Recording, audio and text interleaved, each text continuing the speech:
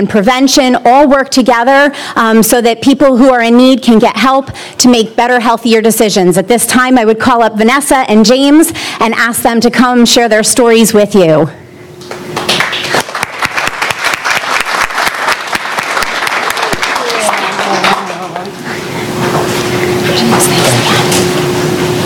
Go ahead, James. Ladies first. You got it. Good morning, everyone. My name is James, and I participate in this Reach New Jersey program this is the reason right here, for the children and the people who felt as though they didn't have any hope. My story is, I was a high school football player, and I wound up getting hurt and was prescribed pain medication, not knowing, the side effects and not knowing that it was addictive. And it led from one thing to another, from, using prescription drugs to going to prison, and led me to get help. And once I sought help, I stayed the course, and today I'm productive in society, and I try to give back to society by telling my story and doing all the intervention work that I can, because you can get help, but the most important thing is, if you never pick it up, you never use it. Thank you.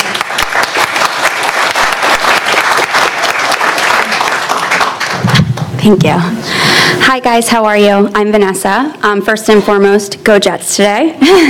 Second of all, thank you guys all for coming out, because that is the biggest step, just being open to anything that has to be said about it, and this alone is reducing the stigma towards the disease of addiction. I participate in the Reach NJ campaigns with Governor Christie, along with James and several other people. My story is very similar to so many others. I grew up in a small town. I come from a big family, small knit. We had dinner together every night. Unfortunately, I still got caught in the grips of addiction. I remember growing up that my friends used to be the most important thing to me. But when I sat in jail for 2 years, not one of those friends came to visit me. My family were the only people that would make the ride to come visit me. Just keep that in mind. And they're still the people that I call when I need something. At the end of the day, I really believe that those are the people that are going to be there for you no matter what. I also remember thinking that, it could never happen to me, that I could do as many drugs as I wanted to, or I could drink with friends as much as I wanted to, but come from a good family, and it couldn't happen to me. I couldn't become addicted. And very quickly, it's spun out of control. I was in jail. I was a drug court client. I went to rehab long term, but I got my family back. I work hard every single day. I realize what's important to me, which is my family, and staying sober and doing the next right thing. Thank you so much, guys.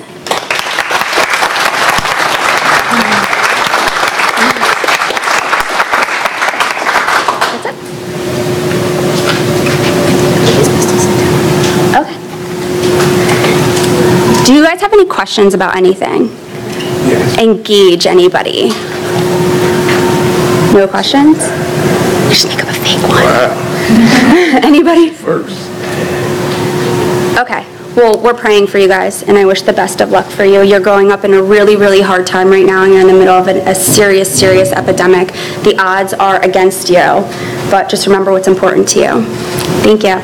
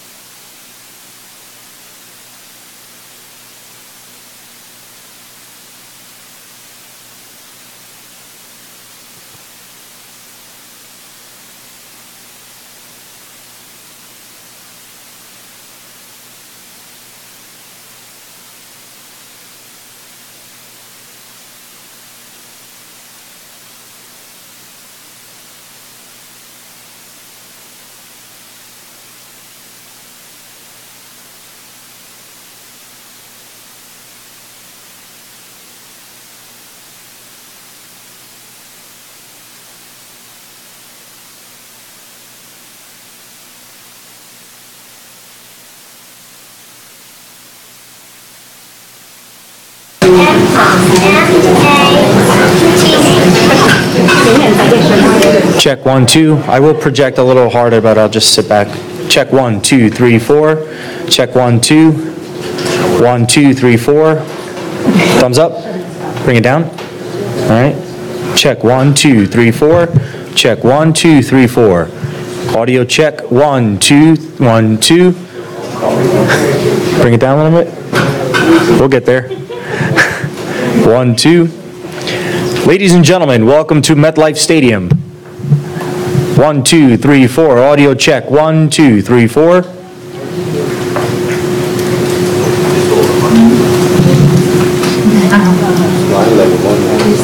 It's line level. And I'm getting thumbs up except on one end. Check 1, 2, 3, 4, 5, 6, 7, 8, 9, 10. 1, 2. All right. You got it. So as I said, this is truly a partnership that we do this work. Governor Christie has really been an incredible hero and champion as we seek to find ways to educate our students, as well as give you the tools to make sure that you're able to make good decisions as you grow up. And sometimes you face pressures from your friends. And also so that if you or someone you know finds that they're having trouble with addiction or struggling and you need help, understanding how it is that you can find that help, who you can ask. You heard Vanessa and James's stories, and you heard, what they went through, and they share that with you so that you can understand that this happens to everyday people. Sometimes people think of addiction as something that only happens, and they think of a certain type of person, but it can touch anybody, and it not only can touch the person, but it touches their families as well. So Governor Christie has really been a tremendous advocate for helping us to find ways to help others know about the different ways that they can reach out through ReachNJ and to find connections to the people that they need. Also making those connections in schools so that you can have that come into your education and you learn not just about the kinds of drugs and alcohol that you normally hear about, but as you heard in James's story, he had an injury and he was given a medication that turned into led from one thing to another. And so that doesn't mean that you shouldn't take medication. We all know that sometimes we need to take medication, but you always want to make sure you take it the way the doctor prescribes it and the way that your parents tell you to take it, because that's really, really important. And then we also know that when we think about drugs, sometimes we think about pot or drugs like that, and drinking, things that you hear about might happen at a party, but you also need to be mindful that there are other drugs out there like heroin and things that are really highly addicting and that are very difficult and that people need to have extra help from. So I know the governor's going to be coming in any minute with a few of our players, former players, to speak to you more about this deep passion that he has for really wanting to get the message out there to make a difference and to recognize how these key partnerships are what really help us to play a role in fighting this battle and fighting it together, whether it's with Vanessa and James, people who are willing to share their story and then also to give back to others, whether it's partnerships with people like the Jets, who are really here to help be youth mentors and role models to you as they move through their post-career and trying to give back as well, to your teachers in your schools and your administrators, and then your parents, always finding those people that you feel comfortable to talk with about anything that you might be concerned about. Does anybody have any questions, anything you want to ask? I know it's nervous in this small room, right? No? Yeah, great, thank you. Actually, I'm a fan, but I'm rooting for the Jets. Awesome. He just wanted us to know that today he is rooting for the Jets. That is excellent. Thank you. Anybody have any questions? How many of you, I know you're here from a lot of different schools, how many of your schools have programs in them where you're educated about drugs and alcohol or how to combat peer pressure, things like that? Yeah? Great. Anybody want to share something with me that they've learned through those programs? No? Everybody's going to be shy? Oh, great.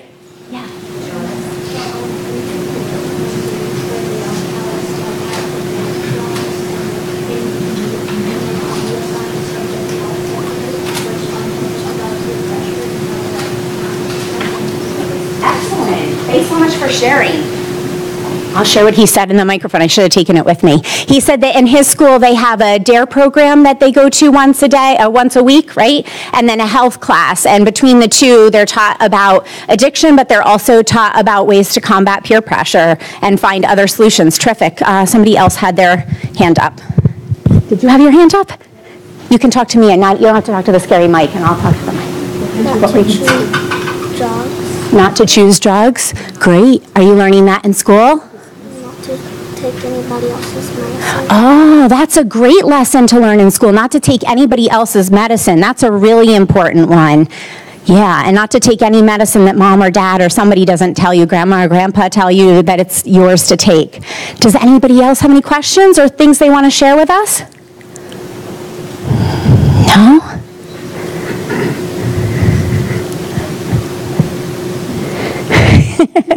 Yeah, great, thank you. Sure. One of our students, I'm a teacher in an alternative. Oh, fabulous, thank you. Was lost to a drug overdose recently. So I just want to speak as a teacher who's seen this for 30 years come and go. This is a wonderful program, what I've read about it, and I think it really will save lives. Thank you so much. We love and care about as teachers, so. Thank you so much. She's a teacher for 30 years and was saying that she's seen things come and go, and that this is something that she really feels like is really getting to the root of the problem and will help make a real difference in many lives. And thank you so much for your service and for sharing that. And I couldn't agree more. I'm also have been a teacher for many, many years, and I think, anything that allows us, as I said, to do things in partnership and to really have open and real conversations where we can attach the experiences to it, really help us to understand. And that's why I think it's so critical for young people like Vanessa and James to share their story so that other students can relate and hear firsthand how addiction has affected their lives and then how they were able to get help and move forward. Thanks for sharing. Anyone else? Yeah. What our teacher teaches us about what?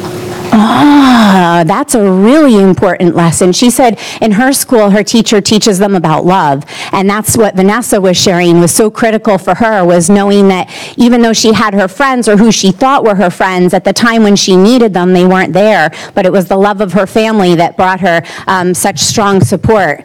And so that was a really good lesson. Thanks so much for sharing that. That was a good point. Anybody else? Yeah, Vanessa. What do we do and who do we go to if somebody we know needs help? Great question. If somebody you know needs help or you're concerned about what's going on maybe in your home, you should go to a teacher, a parent, someone that you trust who can really be there for you and who you can help to get you the right connection. Great question, Vanessa. Thanks so much. Good morning. Governor. Good morning, Governor. Thanks for doing this. All right, good morning, everybody. Thank you. Thank you for being here. I have some other friends who are making their way in here as well. They're going to get a chance to say something to you, too. For those of you who don't know who I am Christie, and I'm the governor of New Jersey, and proud to be the governor of New Jersey. And I'm really glad to have you all here. We're here to kick off today the state of New Jersey's partnership with the New York Jets to deal with the problem of opioid addiction and drug overdose deaths all across our state. The guys standing with me here have had great careers as players going all the way back to their time when they were your age, all the way up through having the great honor and ability to play in the NFL and play well in the NFL. And so they understand a lot of the challenges that folks are facing today in dealing with pain, because their job causes pain each and every week. And so we as a people in our country got to figure out how to deal with this. And all of you need to understand that we're here to help you. The whole program is going to be about reaching out for help when you need it. And not just for you, but for members of your family, for your friends, to notice signs of when folks, we're going to teach you about what those signs are. As friends of yours or family members of yours might begin to be having a drug problem. To let folks know that, just because a doctor may prescribe a pill to your mom or dad doesn't mean that it's okay for you to take it. It's just okay for the people who the doctor gave it to take it. And to make sure that you understand that there's nothing wrong with asking for help. All too often, we know when we've done something wrong, we want to hide what we did wrong because we don't want to get in trouble. Everybody understands that. I understand that everybody in this audience, your parents, your grandparents, they all understand that. But with this problem, with drugs, hiding that problem only makes the problem worse, not better. And it puts your life at risk. Now, I'm sure I hope we've got nothing but Jets fans here right now. But to the extent that we have fans of the other two teams that New Jerseyans root for, the Giants or the Eagles, here's something that you need to understand. Every day, we lose as many people to drug overdoses as all the players combined of the Jets, the Giants, and the Eagles. Every day. That's over 150 people every day in this country die of a drug overdose. And to put it another way for the folks who are as old as me in this room, and there's only a few of you, but for those who are old as me, it's the same number of people who died on September 11th die in this country every 3 weeks. We have a September 11th every 3 weeks from the opioid crisis in this country. That means we have 17 9/11s a year. Now think about that. For those of us who lived through September 11th, the idea that we lived through that 17 times a year, every year. Now it doesn't get all the publicity that September 11th got, but that's why we're here doing this. We want folks to understand that there is a real risk here for everybody. And it's not just for the kids who are here. I'm not just talking to you. I'm talking to the people who brought you too, because the risk is for all of us. And so we need to make sure that you get to know what the signs are, which we're going to teach you through our website at reachnj.com. You'll see TV commercials during the football game today about the signs, and I know that you've had some people talk to you about that. James is here. James is a great story. Guy who was one of the most highly recruited high school football players in the country from New Jersey, and unfortunately got involved with these drugs and got himself in trouble. Not only didn't have the career that he wanted to have, but wound up in jail and nearly dying. The great news about him is he's here because he asked for help. He reached out for help and was able to get that help, and now today has a career that he loves, has a life that he's enjoying. And that's such great news. And what can happen if you ask for help? You heard from Vanessa too. And Vanessa's like the new TV star of New Jersey, on these TV ads all over the place. And she's got a great story to tell too, about how you can have your life going in one really positive direction and have these drugs take it in a really negative direction. But it didn't have to be the end of her story either. She asked for help, and she got help. And the thing that they understand, and I know have told you and will continue to tell you, is that every day they're working on making sure that they don't go backwards, they go forwards.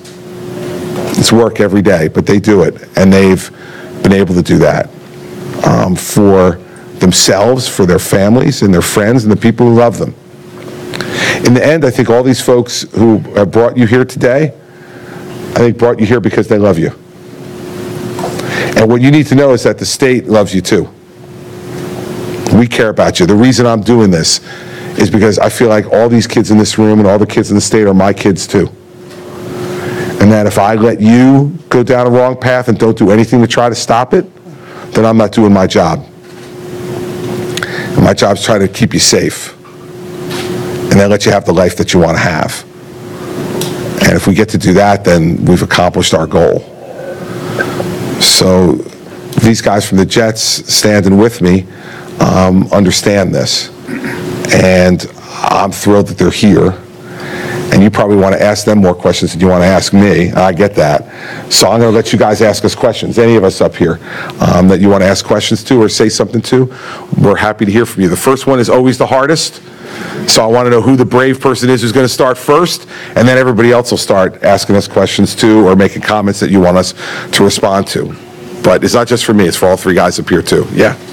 If you wouldn't mind sharing, I believe that I had heard at one time that you had lost a friend. If you wouldn't mind sharing a little. Sure. I went to law school in New Jersey. 30 years ago I graduated. Oh God, 30 years ago I graduated. And I had a small group of friends in law school that we did all of our studying together, our work together. And there was one guy in this group of 5 people who was the smartest among us. He was on law review. He got the best grades. He was the first one of us to get a job out of law school. He was the first one to become partner of all of us in his law firm. He married a beautiful woman who was a doctor. They had 3 beautiful daughters who are all athletes, Division I soccer athletes. And he had a great life. Beautiful home in New Jersey, beautiful vacation home, plenty of money. And the thing that bothered me the most, and Marty Bailey, was he was the best looking of all of us too, which really annoyed us, and he was in the best shape of everybody. He ran about 15 to 20 miles a week. He was very committed to his running. And when he got a little bit older, in his early 40s, hurt his back when he was running one day. Stepped the wrong way off a curb and hurt his back. And went to the doctor, and the doctor gave him Percocet to deal with his back pain. And that began an awful experience for him. His wife finally called us, his small group of friends from law school, and said, I kicked him out of the house. He's addicted to these drugs, and he's drinking, and we need you to do an intervention. So we went, he was living with his parents again, and we went to the house, and we told him he had a problem, and he didn't want to listen to us. And eventually, over the course of the next 10 years, he was in and out of rehab, but unable to deal with his problem. In that time, I went from being U.S. attorney to being governor. And I was trying to help him every way I could as his friend.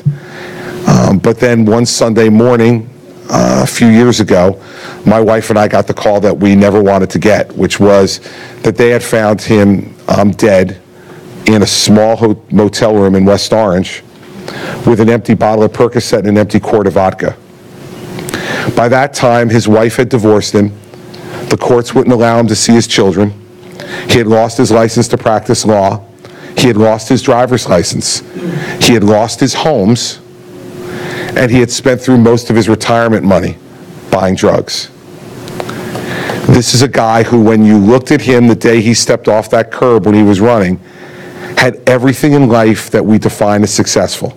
Great career, great wife, wonderful children, plenty of money, and a wonderful life.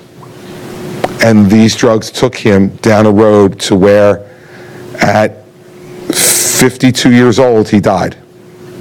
And as I sat that day in the church at his funeral and watched his 3 daughters crying over the loss of their dad, I thought to myself, like, we have to do more than what we're doing, because this can happen to anybody.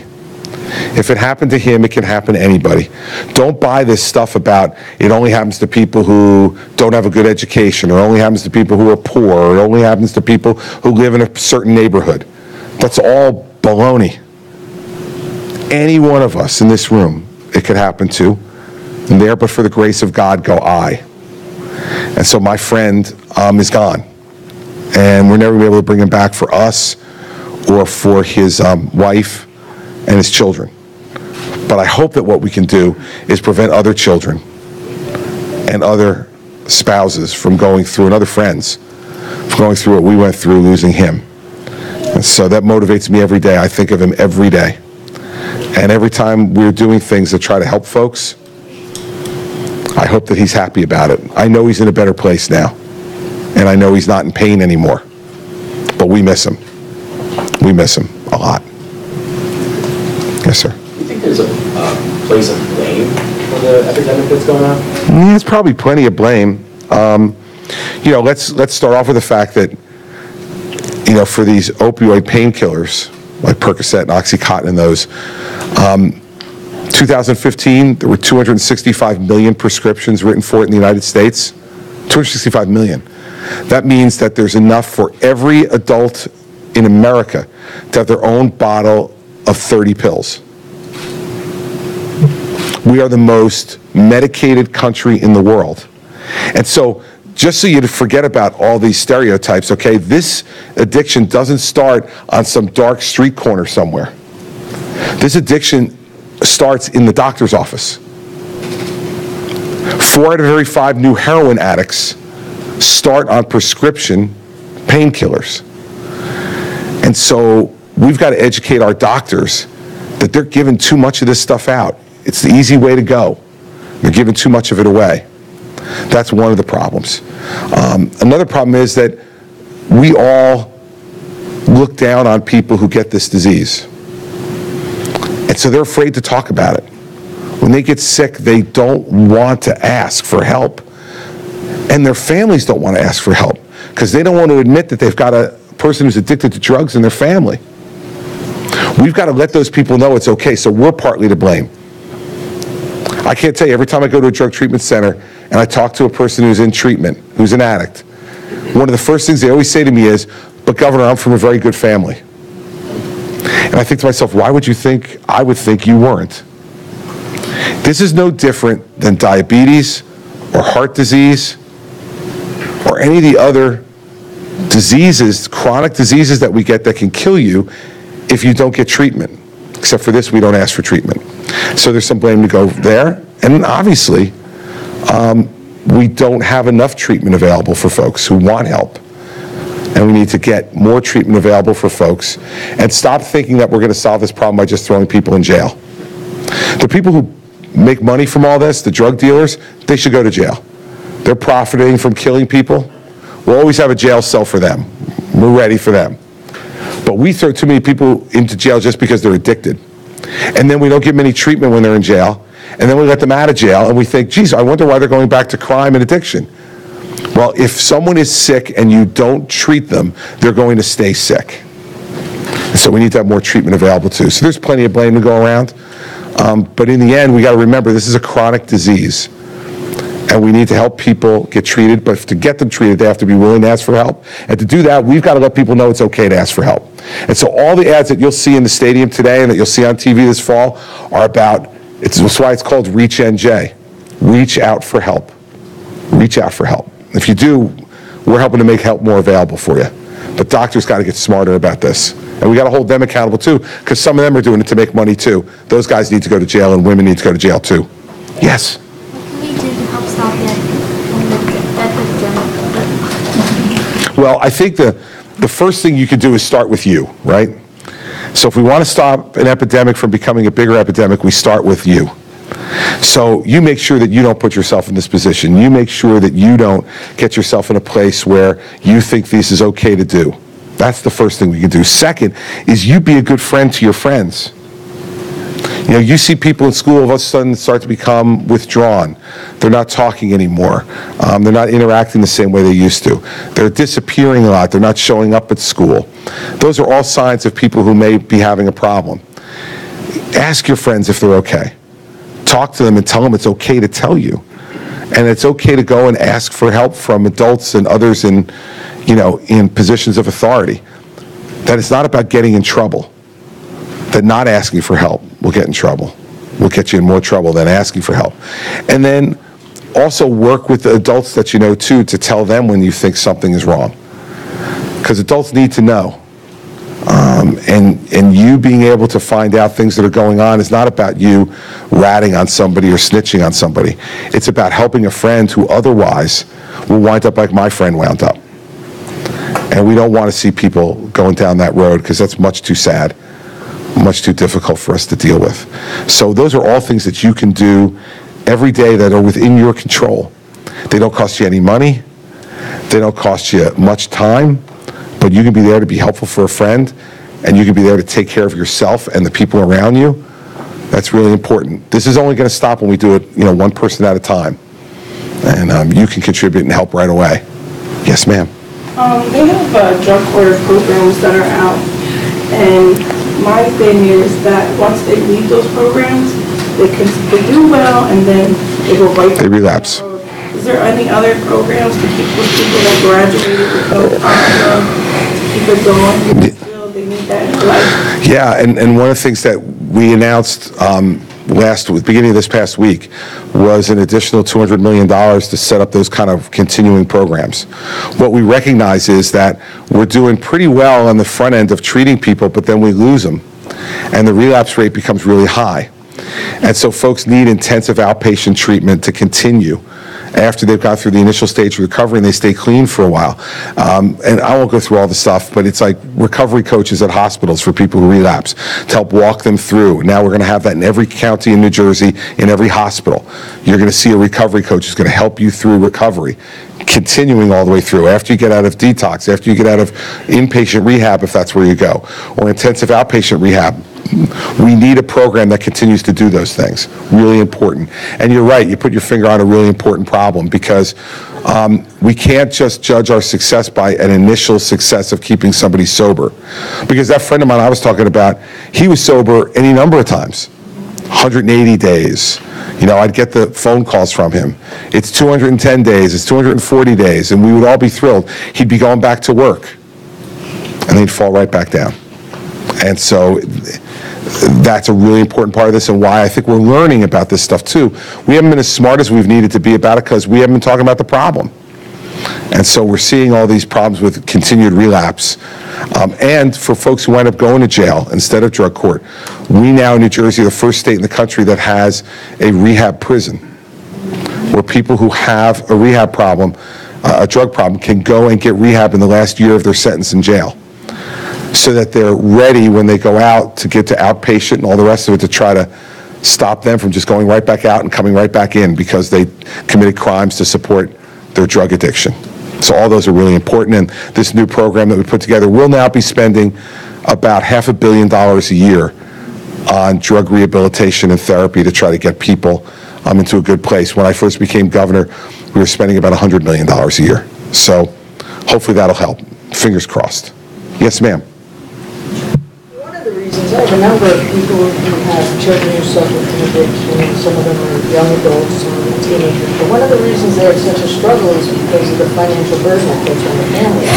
I've heard rumors, tried to investigate, that your program does allow some alleviation of the financial responsibility of the families for this recovery process. It does in a few ways. And so first off, we've changed the rules for insurance companies in the state, for those of you who have insurance that covers this, to force them to pay at the same level that they pay for any other disease. So before what they would do is they would not pay nearly as much in terms of reimbursement, if anything, for addiction problems. Because they consider them mental health problems, they paid for less. But they pay a lot more for cancer or for heart disease or diabetes. Now, that's changed in New Jersey now, and they don't have the right to do that any longer. Although that only covers about 30% of the health insurance policies in the state, because the federal government takes care of the other 70%. So that's why, as chairman of the National Commission on Opioid Addiction, we've said that's got to change at the federal level also, and I'm pretty hopeful that's going to change. So that's one way to alleviate it. Second is, a lot of these programs that we talked about in this lady's question of the new $200 million are programs available to you without regard to your financial ability to pay. And so there won't be any cost to folks at all. They go in, and especially for those who are really have real financial problems, you can go in and there's no cost involved with it at all, either through Medicaid or through the state providing that money directly. So it's still not going to fix all of it, but spending $500 million as opposed to $100 million is, I think, going to help a lot of people. And it's just been my decision that this is something that we need to spend on. And it's an important thing for government to do. One of our first jobs is to protect the health and safety of our citizens. And this is a national health crisis, an emergency. And so that's what we're doing. It still won't mean that some people won't fall in the cracks. They will. But I think a lot fewer will. And hopefully that'll encourage the next governor to want to invest even more money in it as we go forward and we see success. Other thing on these programs that we're doing now is to deal with your problem. Your issue that you raised was they have to show us now that they're getting successful results. And we will reimburse those groups that are successful more than even what their normal fee is, to give them a success bonus for having success with folks, because they'll save us money in the long run. And to not pay those people who are failing. Because we're done of paying for failure. It's not good. So those are some things we're trying to do. Yes, young lady. How can we unite the families that struggle with addiction? I think the best way to unite families who are struggling with drug addiction is to let them know that you're not judging them and that you love them no matter what. I'll give you a perfect example. My mother was an addict. She was addicted to cigarettes. She had a nicotine addiction. My mother started smoking when she was 16 years old.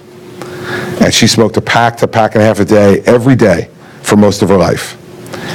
And inevitably, 55 years later, she was diagnosed with lung cancer. Even after 40 years of smoking, when she knew that smoking could cause cancer. Now, when my mother got diagnosed with lung cancer, no one said to me, well, Chris, let her die because she's getting what she deserves. She knew, and she didn't stop, so she's getting what she deserves. No one said that to me. You know what people said to me? People came around us and hugged us. They asked us what doctor she was going to, what treatment she was getting. They were giving us suggestions because they had experiences in their family. They told us they were praying for her. They went and visited her to raise her spirits. Now, my mom died very quickly. She died 3 months after she was diagnosed. She was very sick. But I wonder what they would have said if my mother was a heroin addict rather than a cigarette smoker. You think they would have said all the nice things that they said? I don't think so. So one of the things you can do to help unite them is to say, regardless of what the disease is, regardless of why it started, all of us in this room have made bad choices in our life, right? All of us have made decisions that we wish we could take back. Happens to me like every week. So we've all done that, right? We've all done that. We're just lucky that the decision we made didn't involve abusing drugs. And it was something we could take back. So we now need to let people know that we're not going to judge them just because they made a bad choice. Of course it was a bad choice. I don't want anybody in this room to be confused when I'm talking about treatment. I don't want you to start in the first place. I don't want you to try in the first place. It's not good for you. And it can kill you. But if that happens, we need to let them know that we're going to be there to help them and support them. And the best way to unite families is to not ignore them and not say, I don't know what to say, or I'm scared of going and talking to these people.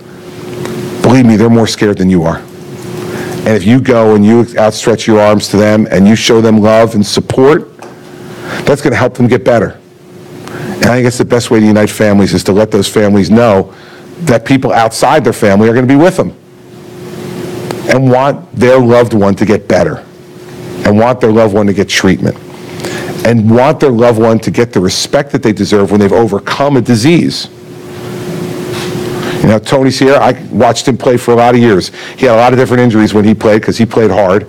And whenever he would find his way out onto the field after he had been hurt, everybody would applaud him. He overcame a challenge to go out and do his job every day. Well, you know, the family you're talking about, no one applauds them when they overcome the challenge, right? Because they don't do it in the same way like I do my job or Tony does his job out in the public.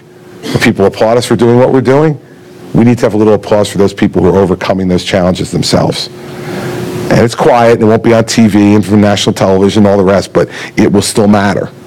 So be a part of that solution. So tell me I can only take one more question, if you got one more. And if it's really hard, I'll let Marty Lyons answer it. Anybody got one more question? All right, listen, first of all, I want you to have fun today. For those of you who are here and going to the game, I have a feeling the Jets are going to win today. I really do. I'm not a believer in the Dolphins, never have been. So I think they're going to win today, so I think you guys are going to have a good day today. You couldn't ask for a more beautiful day today. And I want to end with that I want all of you to remember something. I felt like when I woke up this morning and I went outside and I got a cup of tea and I started to read the newspaper, and I was sitting outside on my back patio, and I thought to myself, what an enormous gift today is. It's an incredibly beautiful day. And I think we've got to look at every day like an individual gift from God Every day is a gift from God. Today is a really wonderful gift. You're here because we care about you, and we want you to be part of this solution. You're here on the first day of the state's partnership with the Jets to try to make everybody who watches the New York Jets, who roots for the New York Jets, to become soldiers in this fight. We want all of you to know that from Mr. Johnson on down through everybody who works on this team, they're committed to being a part of the solution to this problem. And they're inviting you here today because they want you to know this is something they care about, something they think is important. And it's not just the guys who currently work here and currently on the team. It's these guys standing behind me, the alums of the Jets, the people who created the Jets history that made you fans in the first place. They're with us on this too. So all this is really important. So first off, I want you to have fun today. Second, I want you to listen to the ads today as they get played. You know, if you have to go to the bathroom or go get something to eat, I understand. And you're going to do that during my ads as opposed to during the game. That's okay, I understand it. But there'll be some of the time when you're sitting in your seats, listen. Listen to Vanessa. Listen to the stories. Listen to James. They're going to tell you their stories today. And over again. Make those stories part of your hope and your optimism to help others. Because these are two folks who are healthy and recovering every day. And they're an absolute joy to their families now. So be a joy to yours. Be part of the solution. Last thing I'll tell you is that none of this is about politics. So I don't care whether you're a Republican or a Democrat or independent. I don't care whether you vote in every election or you never vote. I don't care about any of that. This isn't about votes. This isn't about politics. This isn't about tweets. It's not about anything. This is about each other. And what kind of country do we want to have as Americans? Are we going to stand up for each other regardless of what challenges we face? Or are we going to judge each other and abandon each other when we're most in need? You all can be part of that solution. And it's a great opportunity, and it's a wonderful moment. And so I'll end by just thanking the Jets for being our partners in this. As soon as we approached them, they stepped forward and said, yes, we want to be part of this. And that's really wonderful. And it's going to reach tens of thousands of people in this stadium on the Sundays that they're here, and hundreds of thousands of more of their fans across New York and New Jersey and all across the country. I told these guys, 3 of my 4 kids are Jets fans. One of them strayed to the Giants, but 3 of the 4 are Jets fans. And so that's why I'm wearing this green shirt this morning, because you all know, I know you all know painfully, that I'm not a Jets fan, and I'm not a Giants fan, and I am sure as hell not an Eagles fan. You all know I root for the Cowboys. You can save your booing for later. We all, like I said, we all make choices that may turn out to be bad choices. And then I made a choice when I was 9 years old to root for the Cowboys. That's the way it works. But none of that matters today, because I'm a Jets fan today, and I'll be a Jets fan forever after this, along with the Cowboys. I root for them as long as they're not playing the Cowboys, because they stood up to help with this problem. That's what real leaders in our society do, is when there's a problem, they stand up to help. So thank you all for coming today. I hope you join the team. I hope you join our team to fight this. I'm thrilled that these guys have joined the team with us. And I hope you have a great time today, and thank you for your questions. They were great.